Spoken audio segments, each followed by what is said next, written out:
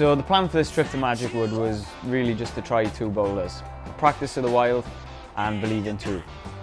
I tried both boulders before, back in 2019 on a short trip, and I'd done all of the moves on both of them, but in that time frame and those conditions there was literally no way I was doing either of them. Practice is a problem I've always wanted to do since seeing a video of Ty Landman climbing the second ascent. It was originally climbed by Chris Sharma back in I think 2005. The climbing on it is some of the best of any hard boulder that I've tried. The line of pinches and just the way it climbs is really cool to me, and the history behind it. So like I said, on that trip in 2019, I managed to climb all of the moves, and on the last day, basically 6th day on, managed to climb to the last move, but with realistically no chance of doing that move whatsoever. In the run up to the trip, I'd set a kind of replica boulder of practice and trained 6 or 7 sessions on that boulder. In the past, I've set replicas that are maybe roughly as difficult as the project that I actually want to try. This time, I chose to make a replica that was 4 or 5 grades easier than practice. The thinking with that was that I would replicate the positions of the moves and basically just the style of it.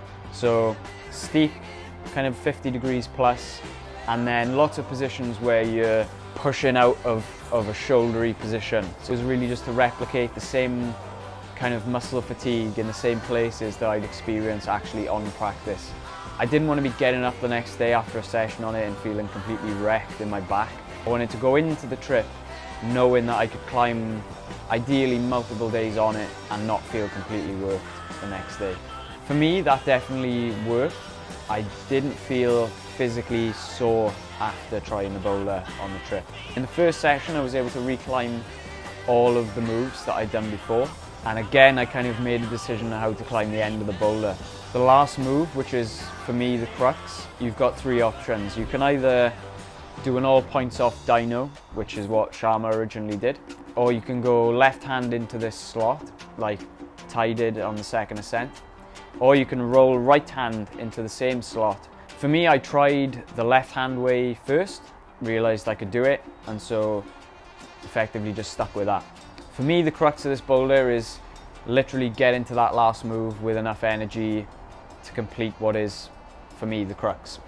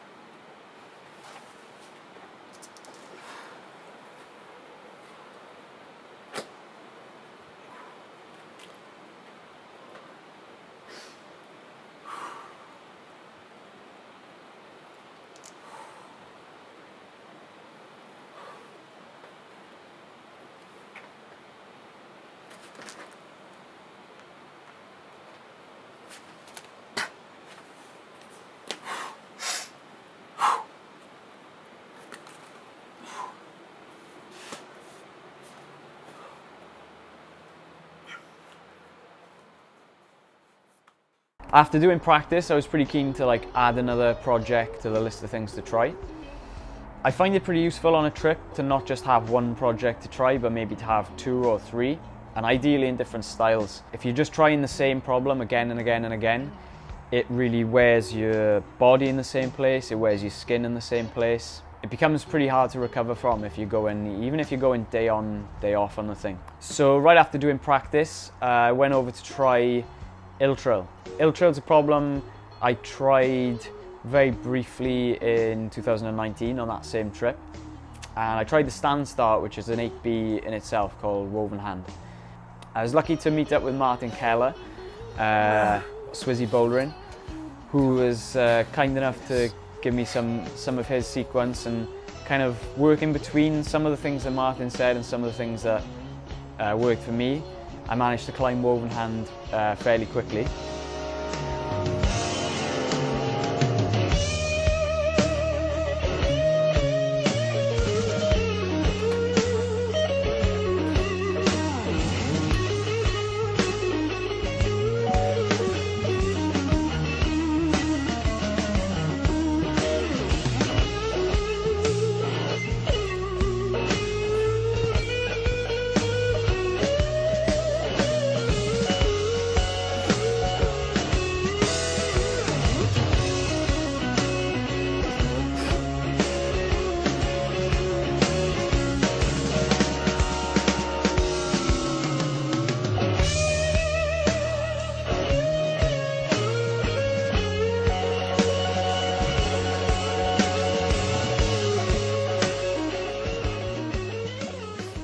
I was pretty keen to try the sit start and see if maybe I could do Ill-trill. The thing that kind of held me back a little bit from trying that was the fact that it's notoriously finicky for conditions, and if it rains for a few days in Magic Wood, you could be sat not able to try it for maybe a week. On a trip, again, you kind of need to be thinking of what projects you're going to try, and that if it rains, are you going to be able to try it after rain? What dries quickly? You know, what is going to be in the best condition the majority of the time, and if you can lean towards picking those things, then that's going to be your best option. And the other problem I was keen to go and try again was Mystic Stylez. Trying it this year, the first session, I was kind of reminded of the experience that I had trying the stand start. Trying to work out what feet you were going to use, trying to work out just how to even hold the holds. I kind of didn't really give it enough focus, I didn't give it enough concentration, and I walked away without really doing anything on the first moves of the problem. So I came back a few days later and just decided to do what I'd call putting a magnifying glass on the thing and just looking that little bit more closely, looking at the hands, looking at the feet, and trying to really understand what the best way was to move between the positions without pulling onto the wall. I feel like sometimes you just pull onto the wall and it's a formality that you pull on, try something. Even if you're thinking about what can I do on the next go, sometimes you get a little bit wrapped up in the formality of just pulling onto the wall. Yeah, I was rewarded in that I managed to climb it.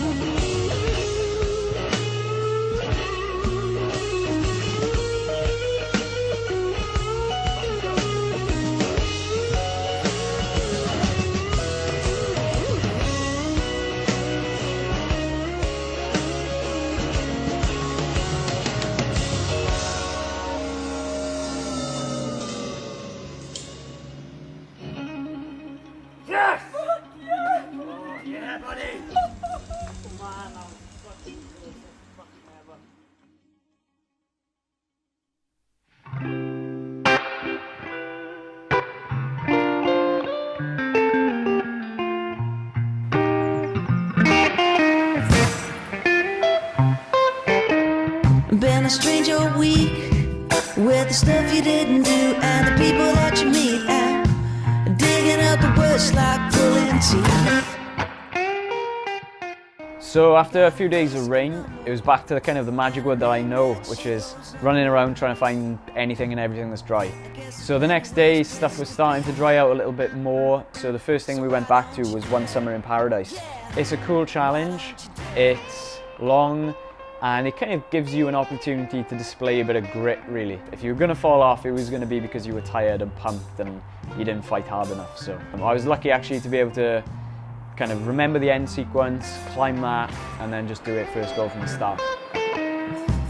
Ain't no harm in having just a bit more fun, whether you like it or not. Make no place for dragging down your face. Don't you know it's the best one that you got? So why don't you do it? Yeah, why don't you do it? Why don't you do it? Why don't you do it?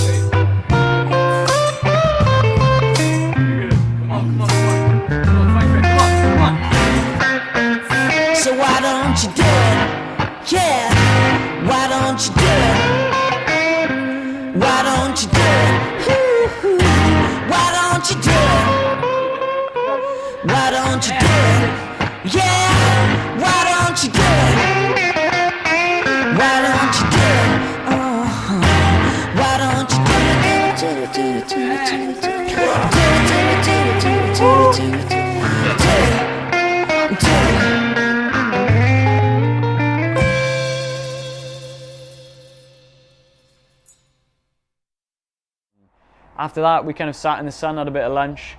I was curious to see what else was going to be dry, so wandered up to have a look at Believing 2 and was completely surprised to find it dry, considering it's got maybe, I don't know, a 10-meter carpet of moss like directly on top of the boulder. Usually that thing takes days to dry, so with only a few days left on the trip, I couldn't really miss the opportunity to try it. Believing 2 is another problem I've always wanted to do in Magic Wood. I think I was inspired by seeing a video of Daniel Woods climbing, I think, the second ascent again in I don't know, 2010, 2011. It starts in the same place as Steppenwolf and climbs up and right along these kind of really cool holes. The problem is basically 6 hard moves in a row, followed by a little traverse and a kind of easy mantle top out to finish. Back in 2019, I climbed each of the individual moves, but only really in isolation. And that was almost the other thing that inspired me about it, was finding a problem that had 6 moves that I could only really link, I don't know, 1 of or maybe 2 of at a time. Something that would really test my ability to link maybe not 10 easier moves into a hard move or 15, 20 easier moves, but 6 really hard ones in a row. For me, the 5th move is without a doubt the hardest move, where you have a really wide flared pinch with your left hand and you have to flick out right into this kind of 3-finger stacked pinch undercut. For me on that move, I effectively end up in this horizontal position with very little wiggle room in terms of reach. So if I don't hit that hold perfectly as I hit it, I'm straight off. So the aim of the second session was just to link the 5th move into the 6th move and then complete the rest of the problem. After maybe an hour, I was able to do that, and I realized what I needed to really do was link it from 3 moves in before I tried from the start. This is one of those decisions you make, trying to decide when to try from the start. For me, on this problem, the first 3 moves were kind of okay. The last 3 of the 6 were the harder ones. So I knew if I could link the last 3 moves into the end of the problem, then I was ready to really try it from the start. On the 3rd session, I was able to add the 3rd move and climb all the way to the end. And at that point, I knew I could start trying from the start. In the 4th session, I kind of had a really bad session, the conditions were pretty poor, and I had this realization where even though my skin wasn't bad, it just wasn't dry enough and thick enough to stick to the holes on this problem. Sometimes it's pretty easy to know when your skin isn't up for climbing on a problem. Either it's sweating profusely, or it's really thin, or it's painful. But I realized this trip on problems this close to your limit, the difference between good skin and perfect skin is actually pretty big. And for sure it was a big part of the difference for me between not doing the boulder on that 4th session and on the 5th session, after having more rest days, better skin and cooler conditions, I was ready to actually do the boulder.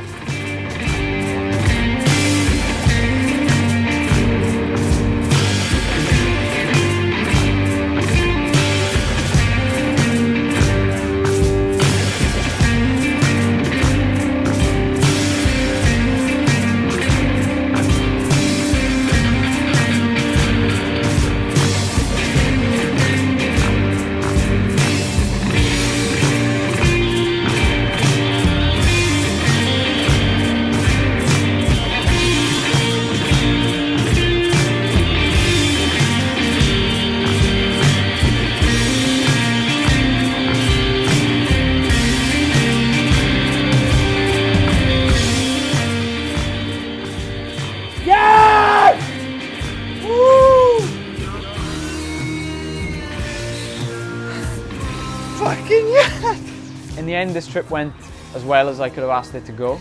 I managed to climb the 2 boulders I wanted to climb, plus some other ones. And really, I just reminded myself that on a trip where you're gonna try projects, you need to be prepared not to climb stuff quickly. In the first week of this trip, I didn't climb a single boulder. But ultimately, you have to have a bit of trust in the process and what you're doing. And generally, more often than not, you're rewarded with something. So